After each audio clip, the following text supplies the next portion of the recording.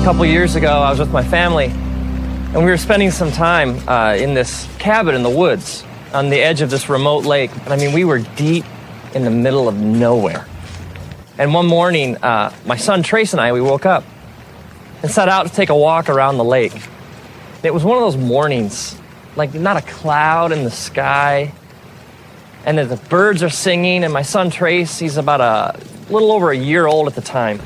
And so he's making all these little chirps and squawks that one-year-old boys make. And I had him in one of those hiking backpacks where he rode back here. So as I walk along, I can hear him making all his noises. And so we head out through the woods to walk around the lake. And it's just one of those, you ever have those moments, like if you could just freeze them? Just so beautiful. And we get to the other side of the lake, and we're exactly at the halfway point. We're the farthest possible point from the cabin, and we're rounding the bend to head back, and I look up and I notice clouds. And then it starts to rain. It always rains, doesn't it? It's interesting because the scriptures say all sorts of things about rain and storms. When Jesus is teaching about what it means to live like the fullness of life in his kingdom, when Jesus speaks of it, he speaks of two different people. He speaks of a person who builds their house on sand, someone who chooses to reject his teachings, and someone who builds their house on rock, who chooses to build their life on Jesus' teachings. And then the metaphor he uses is that of a storm that comes, and the person who rejects his teachings and his truth, essentially the house built on sand just gets destroyed, but the house that's built on rock stands. So this idea, Jesus says, when the rains come, it's not like they might, they do. It rains in our lives a lot. At first, there's a drop here and a drop there, and so I put Trace's hood over his head. But what I didn't know was that he pulled it off. And so gradually the drops, they get bigger and bigger, and they fall faster and faster. And in no time, it is pouring. I mean, the kind of rain that just soaks, it plasters your hair against your head, and the kind that just drenches your clothing. And at first, Trace, the thunder and the lightning, he's okay, but as it picks up and it gets louder and louder and the wind becomes more intense and the trees start to shake, Trace becomes more and more agitated. I can feel him like on my back. And at first he starts to whimper, and then he lets out kind of a little shout here and there, but in no time, Trace is shrieking at the top of his lungs. I mean, the wind is blowing, it's thunder and lightning, and we are just getting plastered with this heavy rain, and the trees are no longer providing any shelter. And Trace, just from like deep in his being, starts to yell and cry so loudly and with such passion and terror in his voice. It's interesting, because if you take like the word cry and you search the scriptures, you find this word comes up over and over again. Like even the book of Psalms, just the book of Psalms. If you're like start reading through, it speaks over and over and over again of crying out to God. And God says these amazing things, like he says, when you cry out to me, I listen. He even says, I cannot ignore the cry of somebody who's afflicted. It's like if I'm hurting, lost, soaking wet, scared, confused, God says, you cry out and I hear. God even says that when you cry, he's close to the brokenhearted. He's close to those who cry out and admit they're scared, lost, soaking wet, and confused. See, there is this false, twisted idea out there among religious people that somehow you got to have it all together to have a relationship with God.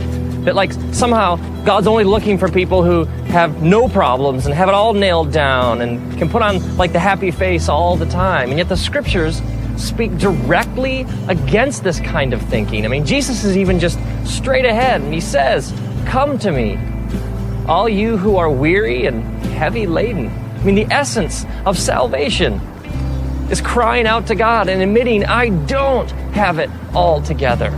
It's admitting I am lost, I am hurting, and this sinful nature that I carry around with me has really screwed things up for me. And God, if you don't show me the way home, if you don't fix things, if you don't step in, I am dying here. And this kind of thinking is all throughout the scriptures. It's over and over again. God says to us, when you come to me with all your junk. Come to me with your problems. Come to me all screwed up, all messed up. Let me take care of it. Jesus even sets out looking for people. He even says this. He says, I'm not looking for the healthy. I came for the sick. It's interesting if you think about the storm from Trace's perspective. For Trace, the storm is his reality. He sees nothing else. The lightning and the thunder and the trees swaying and the raindrops and the water just dripping off him. It's all he knows. He sees no reality beyond this storm. What Trace doesn't realize is that as his dad, I would do anything to get him home.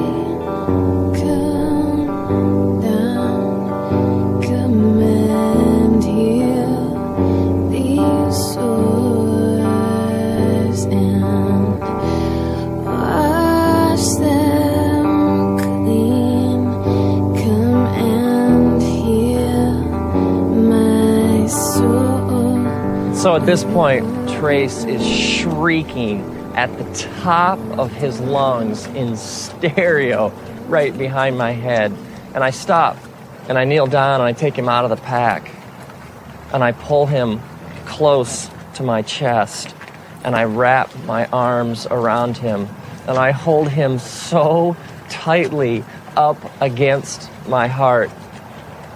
And for the last mile of our walk, the entire time, I bend over and I whisper into his ear over and over again, I love you, buddy. We're gonna make it. Dad knows the way home. We're gonna make it. I love you, buddy.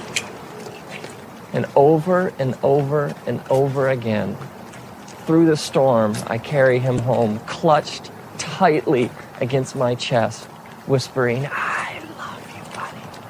We're gonna make it. Now imagine if, like, years later, Trace is in therapy or something, and he drags up this repressed memory of the walk. And he comes to me and he's like, Dad, what'd you let me go through that for? I got all this junk inside me. I thought you loved me. How could you have exposed me to something that horrible, that storm? I mean, why didn't you protect me? I would be crushed. Because for me, that walk was one of my deepest, most intimate memories of my life with my son.